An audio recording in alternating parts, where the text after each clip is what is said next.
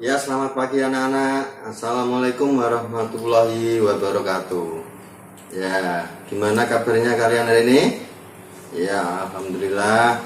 Semoga kalian selalu diberi kesehatan oleh Allah Subhanahu wa taala sehingga dapat mengikuti pembelajaran pada hari ini, ya.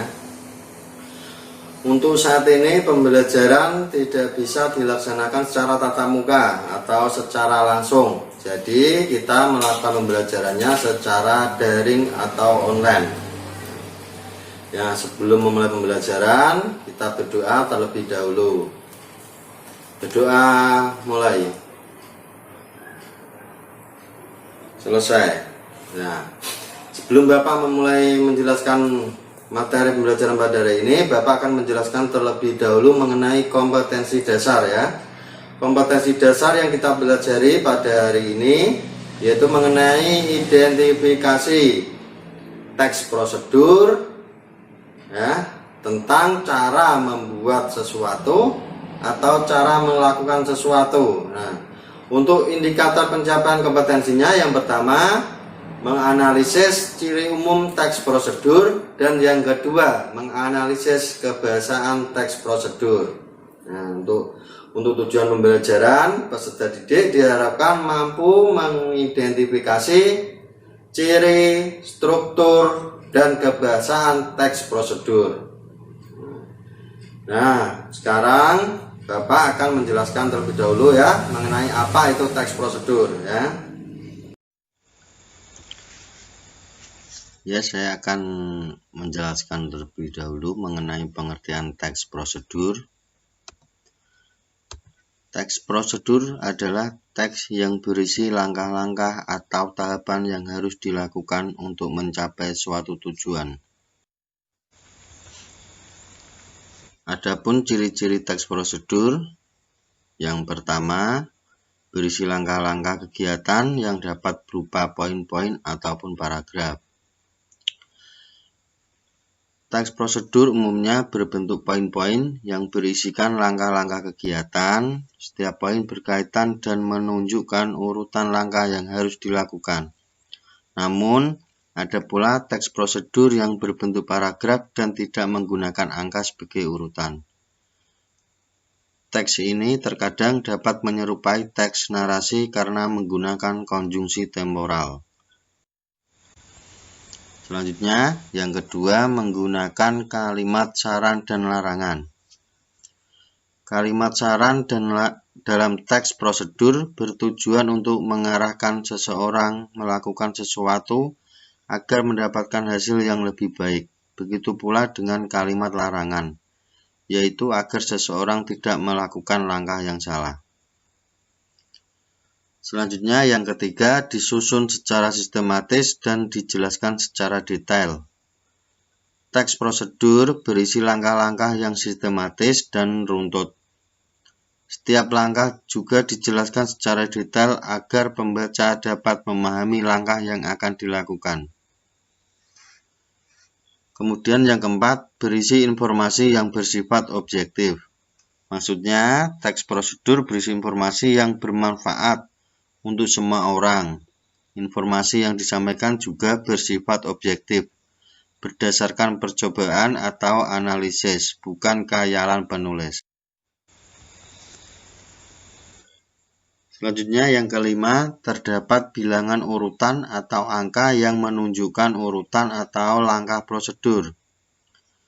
Seperti yang sudah dijelaskan sebelumnya, bahwa teks prosedur dibuat menggunakan tahapan, umumnya ditulis menggunakan angka, tetapi untuk teks yang berupa paragraf akan terdapat urutan langkah yang ditujukan dengan kata seperti pertama, kedua, ketiga, dan seterusnya.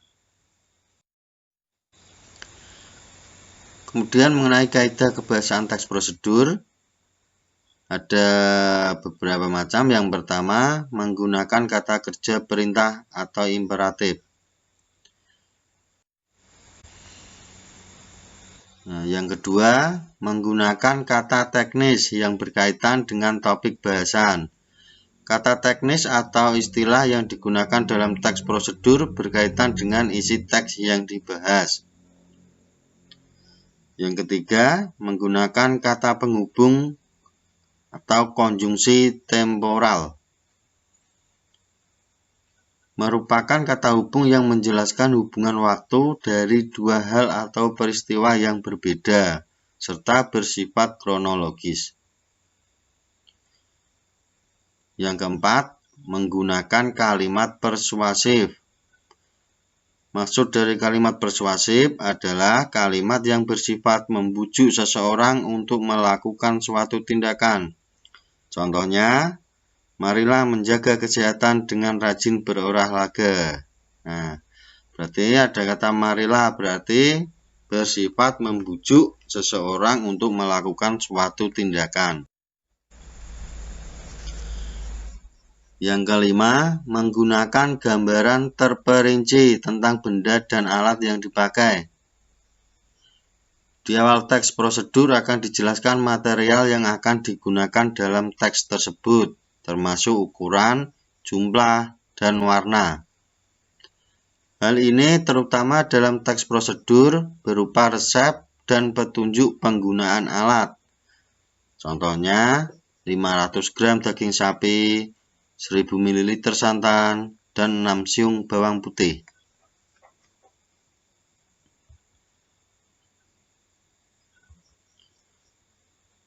Dan yang keenam, verba material dan tingkah laku. Verba material adalah sesuatu yang mengacu pada tindakan fisik seperti haluskan bumbu, tuangkan santan, dan tindakan lainnya. Verba tingkah laku adalah tindakan yang dilakukan dengan ungkapan. Nah, selanjutnya mengenai jenis-jenis teks prosedur. Yang pertama, teks prosedur sederhana. Teks prosedur sederhana ini hanya berisi 2 atau 3 langkah saja. Contohnya, prosedur untuk mengoperasikan setrika. Selanjutnya, yang kedua, teks prosedur kompleks. Teks prosedur kompleks terdiri atas banyak langkah dan jenjang untuk tiap tahapannya. Contohnya, prosedur pembayaran tilang oleh polisi. Yang ketiga, teks prosedur protokol. Merupakan teks prosedur yang langkah-langkahnya sangat sederhana dan mudah dipahami. Contohnya adalah membuat sup. Ya, demikian materi yang bisa saya sampaikan. Ya, apabila ada yang kurang jelas atau ada yang belum ditanyakan, silakan nanti ditanyakan di grup WA kelas ya. Ya, nanti kita diskusikan bersama-sama.